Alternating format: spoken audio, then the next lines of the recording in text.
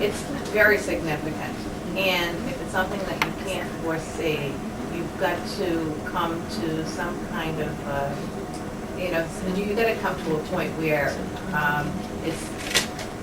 you're going to have a little bit more lead time, where people find a way to get people to register early, so that you'll know that they're going to be here, or to encourage them to try to find where they're going to live beforehand and register early. The way the budgeting goes is we're starting now, Right. and our budget will be passed before they'll know they're coming.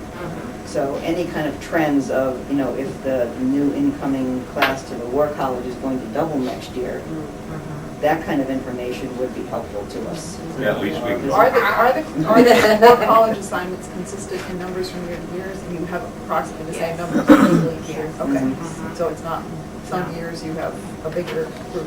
No, but I will tell you, some information and kind of set it out. And I noticed when I was doing it that there seems to be a proportionally high number of Air Force families that have come to Jamestown.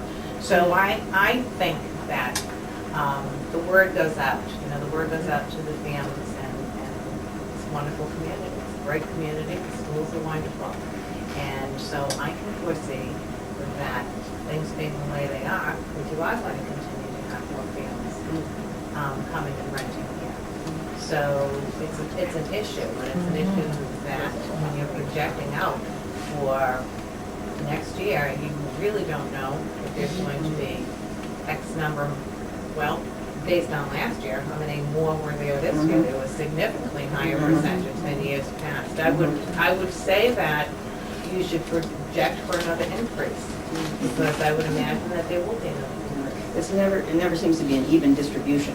No. Well, there'll be a bunch in a grade level that could push it over, and we need another teacher. Right. And if we don't know that until August, which has been the case, Right. One year we had to hire a kindergarten teacher like a week before school started, because we had 8 new kindergarten kids from the military that. One thing I might suggest, we've learned over the years that there are often military spouses, often wives, who are very active here in Jamestown, who are very active with the incoming group of students coming to War College, to the point that rental properties are handed from one directly over to the other. And so often before orders may have even been finalized, they're signing lease agreements. So there's an informal network of information passing that the spouses are aware of. And I don't know if that's something you're able to tap into in any kind of organized fashion. Then I would ask you for your help. I'd ask you for your help in getting my information out to them, so that they could be in contact with me, and that's absolutely critical. And if you know in advance that that's going to be happening, then it gives you a little bit more of an idea of what age group the students are going to be and what schools they're going to be in. If you have business cards or anything that we can hang on to. Right on the back of the pamphlet that I passed out, I got my information. Right. So, and I. And that might be able to go home to parents from the school here, and to say, what do you think? Because I know right across the street from me is a house, and every year another family comes in. Kids, great folks. But this is not, I think, the third or fourth family who's been in there, and the third or fourth year. And great kids, great families, but this looks like a maybe rental house. So, and I'm sure there's going to be a new one. It's a great network. Just I think when we can tap into it, we learn, get some predictive information. And I agree with you so much, saying that the presence of the Navy community really does enrich the population, because their experience is so vast, and it kind of spills over into their relationships with their with their friends as well. They kind of teach their friends a little bit about things, where they've been and what they've done. No, we absolutely, that we have often talked about how enriching it is to have the military additions to our community, but not to beat a dead horse. If we can agree that we'll work together not only on solving problems such as the registration, but we'll be trying yet again to approach Washington to see if we can't get some sort of relief, well, we get some impact But aid, it's- One tuition's worth. we're in such a unique situation. If we were NK or Middletown or Newport, we would just be absorbing the kids into already existing classrooms at no cost unless it's, Unless you have there are to so hire a many that you have to teacher. hire a teacher. Right. But that's not the case. Well, I mean, so that we're paying tuition for each one of these students, and we'd like to see a change in the federal law, but we've tried in the past, and it would be great to have the military backing as we go forward and give it another try. Well, it's certainly something that would be up for, discussion, but I have to tell you, all of the other communities feel the same way about, knowing whether the students are going to be there or not, regardless of whether they're paying, tuition or not, because, many times, at the very last minute, they'll have like an influx of people in one grade, and they have to go up and hire another teacher, so it does have a significant impact in all the communities. If there was a regionalization and we worked together, the impact would not be as great. Well, that's what Washington told us. The Washington told us it'd be easier to regionalize than to change the law. But we're not exactly looking to regionalize. No, I know that. But we do look to Washington once in a while. They look back. Anyway, so thank you for coming. This is great. We think it's terrific that there's now officially somebody to serve as a liaison, somebody that we can contact. Well, I'm looking forward to becoming active and making sure that we get some issues resolved.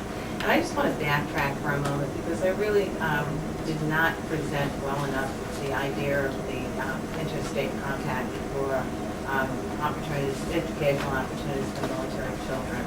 It's sponsored by a group called the Military Coalition, Military Child Education Coalition.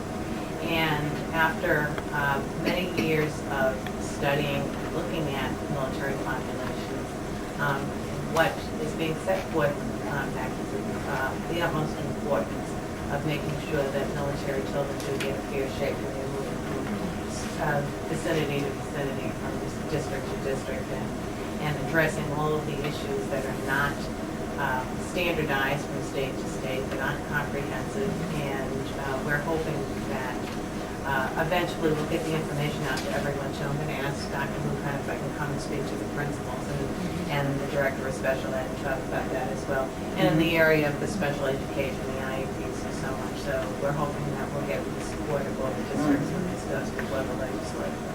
Maybe when it happens too, you'll have fewer military men, because I think a lot of them homeschool to try to alleviate the problems moving from district to district. It's just such a hassle rather than just do it on their own. Well, a larger number of them are becoming homeschooled, and it's becoming more of a trend, and for those reasons, and for obvious reasons. When it gets to the high school level, it becomes extremely difficult. After having dealt with more than one student who came in as a junior, or some students coming in their senior year of high school, getting ready to,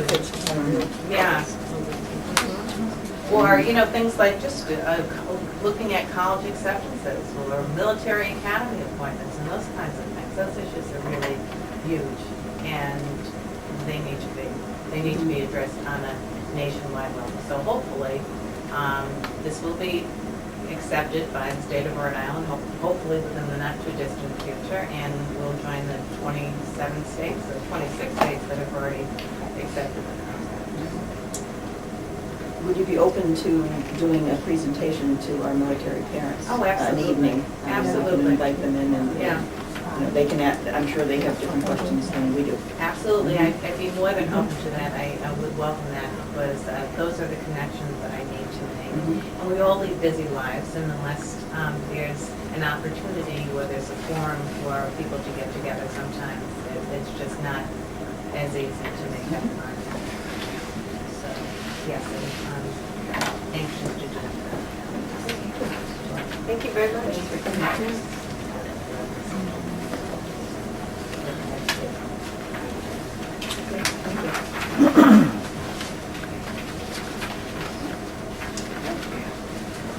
This next order of business is the budget format and expectations discussion.